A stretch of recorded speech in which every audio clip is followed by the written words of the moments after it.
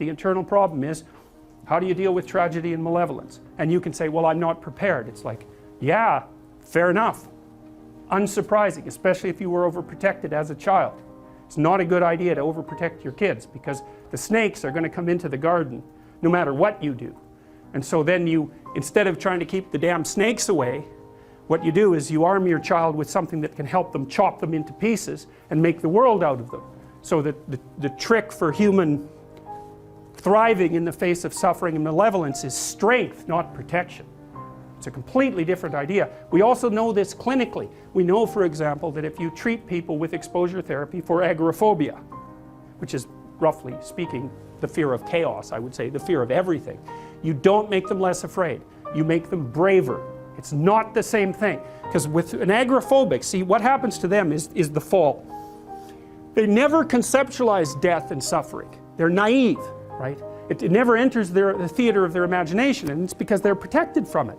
But then something happens. This often happens to women in their 40s, because they're the people most likely to develop agoraphobia. Something happens, they've been protected from chaos by authority their entire life. So maybe they had an overprotective father, and then they went to an overprotective boyfriend, and then they went to an overprotective husband. And maybe they were willing to be subjugated to all three of those because of the protection, right? So that's the bargain. They stay weak and dependent, and maybe they have to, because that's the only way they can appeal to the person who's hyperprotective. But the price they pay for that is that they're not sufficiently competent. And then something happens in their life, often in their 40s, they develop heart palpitations, maybe as a consequence of menopause. Their heart starts to beat erratically, and they think, oh no, death. It's like, well, who are you going to talk to about that? Right? There's no protection from authority for that. Or maybe their friend gets divorced, or maybe their sister dies, or something like that. It brings up the specter of mortality, and maybe the specter of malevolence and mortality, and it brings it up in a way that authority, recourse to authority, cannot solve. And so then they have panic attacks. What happens? They go out, they get afraid, they feel their heart beating, then they get afraid of their heart beating because they think, oh no, I'm going to die, and they think, oh no, I'm going to die, and I'm going to make a fool of myself while I'm doing it and attract a lot of attention. So the two big fears come up: mortality and social judgment. And then they have a panic attack. It's like fight or flight's gone out of control. Very, very unpleasant. Then they start to avoid the places they've had a panic attack. Then they end up not being able to go anywhere.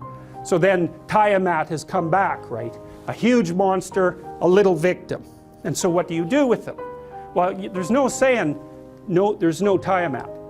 That's done, right? Their naivety is over. They've had a direct contact with the threat of mortality and social judgment. They've met the terrible mother, and they've met the terrible father. And there's no going back.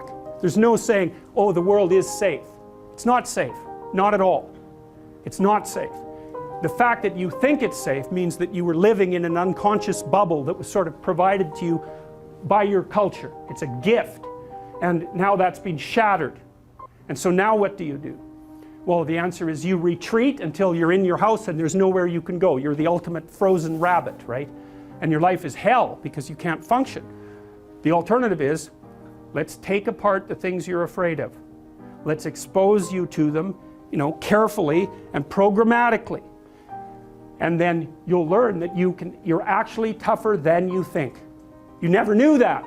And maybe you didn't want to take on the responsibility because, people play a role in their own demise, so to speak.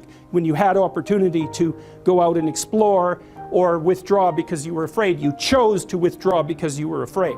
So it's not only that you were overprotected often, it's that you were willing to take advantage of the fact that you were overprotected and run back there whenever you had the opportunity.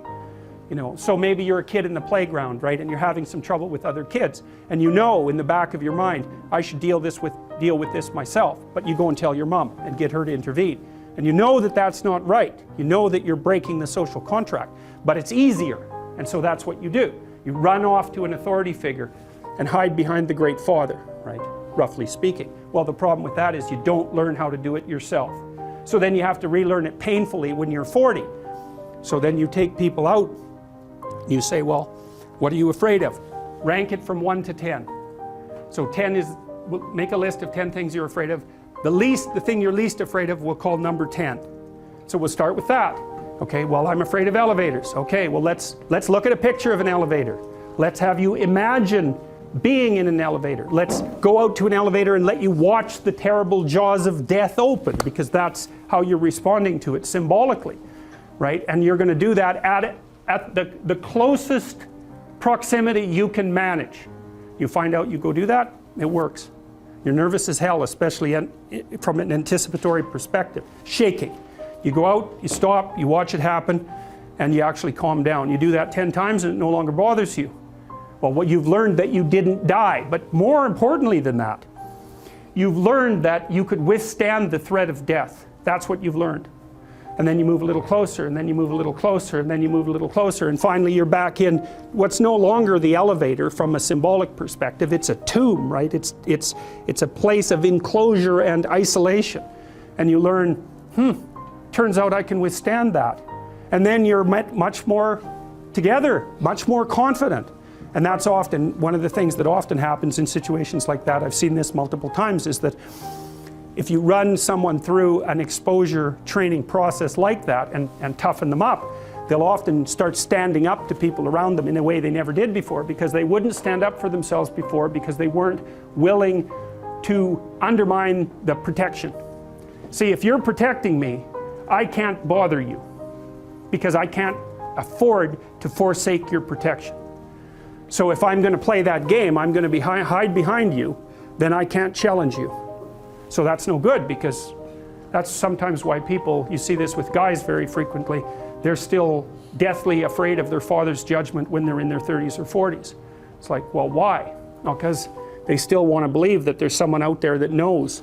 And so they're willing to accept the subjugation, because it doesn't force them to challenge the idea that there's someone out there that knows. Because that's the advantage of having your father as a judge, right?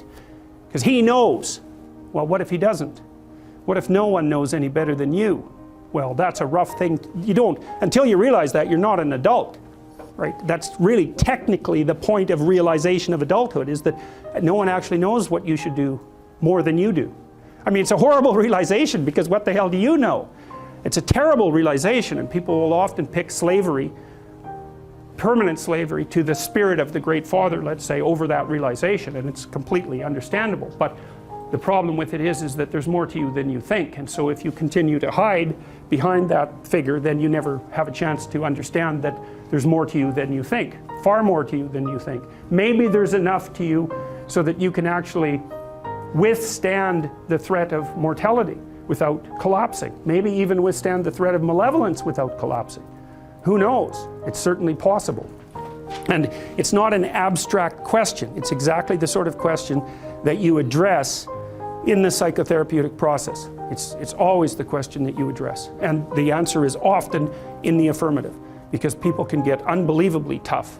And you know that, because people work in emergency wards in hospitals, right? Or they work in palliative care wards, or they work as mortuary assistants. I mean, these people have bloody rough jobs, you know, or they're on the front line of police investigation into, you know, heinous child abuse crimes, and so they're confronting malevolence on a regular basis. And, you know, those are very stressful jobs, but people do them.